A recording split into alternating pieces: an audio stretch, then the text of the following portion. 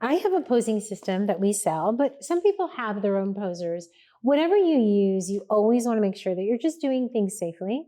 So I'm just going to show you the posers and the items in my bag and what they're used for.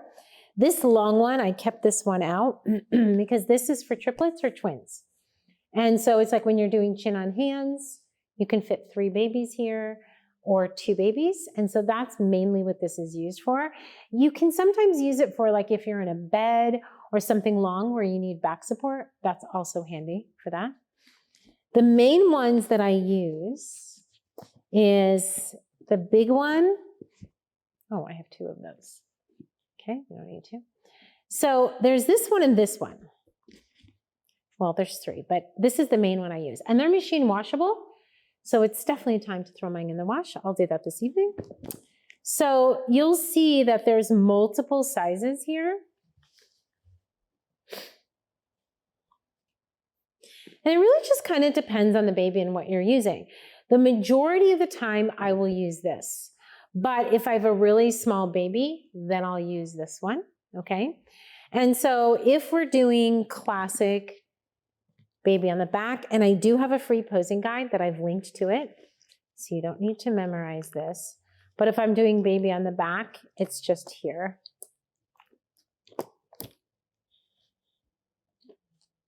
Okay, and posing the baby here. It's also the same poser for chin on hands, here, and then we flip baby over, and chin on hands, it's the same poser. So this is kind of the main one. Again, if your baby is really tiny, then use the other size, this one. When we're doing chin on hands, we always want to make sure that the baby's in the middle of the poser. This also works for froggy.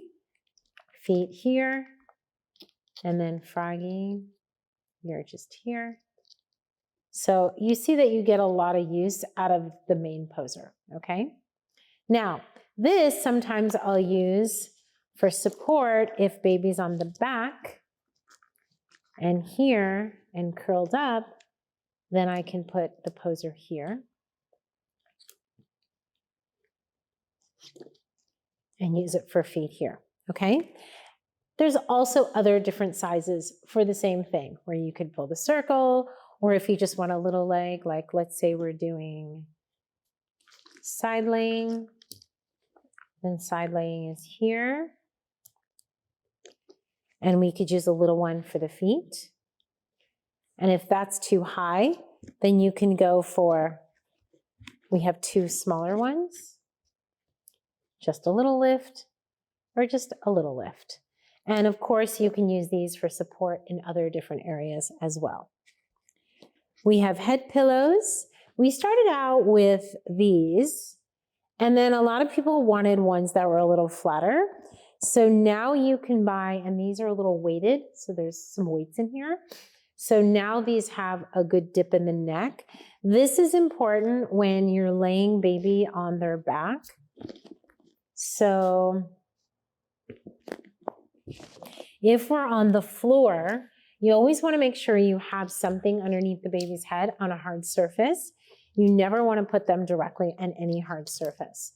So whether you're using a pillow or a posing pillow, this has a little divot in there for their neck. And so always get that chin up, always want those airways clear. Never have the chin touching the chest or they won't be able to breathe. It'll cut off their airways. So you just have a nice little head lift here, okay? Also, we have our weighted blanket, and so the weighted blanket is just shy of £1, and it mimics the human hand by just adding a little weight to the baby. This is especially, sorry, it's especially handy when you have those babies that just want touch the whole time and you're putting your hand there, or if you don't have an assistant, this comes in really handy to just put it here. Whenever using the weighted blanket, you always let parents know that this is not to be used in their home, because a lot of my parents see how well their baby responds to it, and they quite often will say, oh, I should get one of this for the house, or we should use it. And I always tell them, no, it's only a photography prop. It should never be used at home or unsupervised, okay? Last but not least, this is not included in the set, but it's just our bucket bean. It is a weighted bean so that the bucket doesn't tip over, and it's just something you could buy extra, and you can add it to your set if you want to. So I'm going to show you, we'll do some poses here, like what I just did. Now, right now, I'm using the posing table. You'll see other videos where I'm using the beanbag. This new topper just came out in our store, and we filled it with beans. So what's great about it is you can position, you can do whatever you need to do, and you only need a couple of blankets on top. You don't need 8, 2 or 3 is fine. Usually about 2 yards. If you're buying your own material, if you're getting in our store, then obviously they're going to be sized correctly.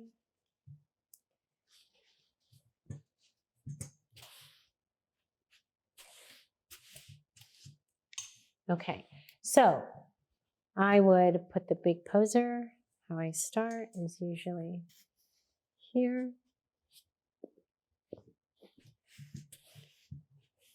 Slight angle.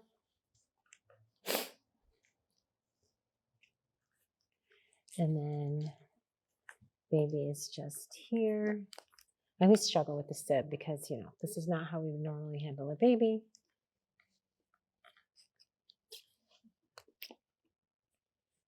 And when you're doing this posing, you want to make sure that chin is underneath that head. I like to have the knee to the elbow, okay? One poser, okay? If you really want to do tushy up, which is impossible to do with the sib, by the way, then you push in the middle and you can add another poser like this one right under here, under the feet, and they'll dip in there. It's just super hard because this baby doesn't bend, but you can get a nice groove in the middle and you'll get a nice little dip, okay? Then when I'm doing chin on hands, I'll move baby here. We're just going to take this same poser. We're just going to go this way. And whenever you're doing chin on hands, you want to make sure your poser's straight and you come here. You'll see in the university the poses with the actual baby, but we just want to make sure that the elbows and everything are just right in the middle, okay?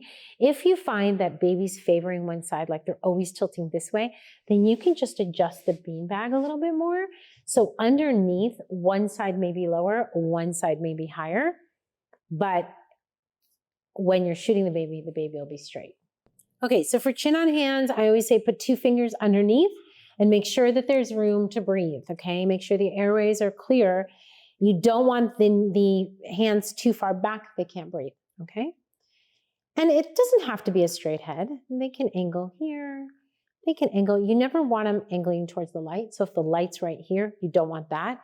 Slightly away from the light or straight.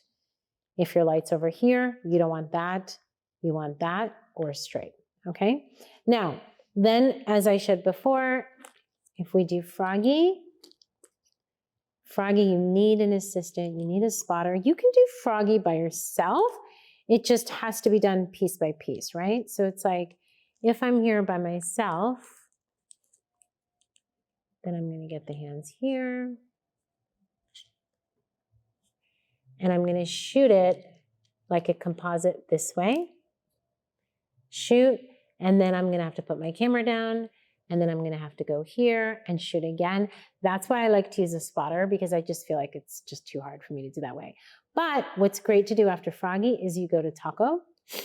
So I'll just go this way, and then I'll take the feet and go here and curl them, although she doesn't really bend that well in taco. And then you can move this poser. Maybe, Tina, if you just pull it. Yeah.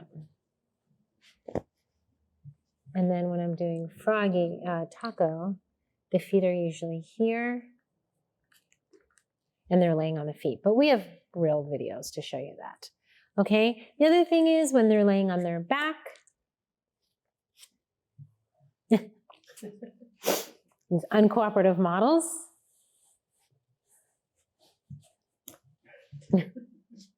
Don't try this at home. Okay, on the back, head's facing here. You can just curl here. Or, oh, my light's over here. Sorry. Good, Alex. So my light's over here. If your light's over there, head to the light.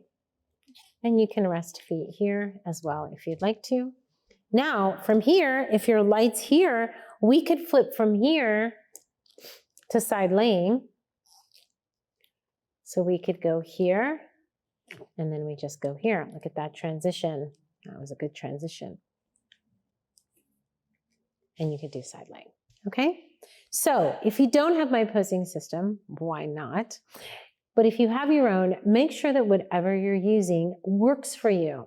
Back in the day, people would roll up socks and blankets and towels, and I know photographers that still do that. I don't do that because I like things that are simple, simple, simple. And when you're just starting out, if you can't afford things like posing aids and that's all you can afford, that's fine. But then hopefully as you go along and you can be more professional in your tools, then you can use a posing aid, whether it's mine or someone else's. At the end of the day, you just kind of want to be professional and use professional tools. Like if you're going to a pediatrician's office, you wouldn't expect him to roll up a sock and put it under your toddler's head, would you? No. And he may say, well, I just got out of medical school and I don't have any money and I'm broke and I have like $300,000 in medical bills, so I can't afford posing aids. He would not say that, right? And then you're going to say, but Anna, the hospital will supply it. Maybe, but what if he's a boutique doctor and he's working out of his own? Your clients, they don't know. They're not going to go, oh, that's a broke photographer. They can only afford socks. They're not going to say that. And if they do say that, then they're not going to want to pay you the big bucks that you want to get paid. So I always say that above everything, you should always just try to be professional and use professional tools, whether you make them yourself or whether you buy them secondhand. Just maybe stay away from the rolled up socks. And if you do that, that's fine. You can do you, but hopefully you'll grow into maybe a more seasoned, established photographer. Above all, you want safety of the baby, okay? Never take your eyes off the baby. If you don't have a spotter and you're the only one and you need to go do something, you don't want to ever leave your baby here because especially if we're on a posing table or on a beanbag, they could jerk, lift up, move, and you don't want to do that. If you're by yourself, just ask parents, can you watch baby while I go do something else, okay? We've talked more about safety in some of the other videos. This is just a quick demonstration of using our posing beans and just supporting baby. This is the posing table. We have other videos where we show you that there are beans in here. And so this is a moldable, pushable posing tabletop for your system, whether you're using a beanbag or whether you're on a dining room table. Be safe.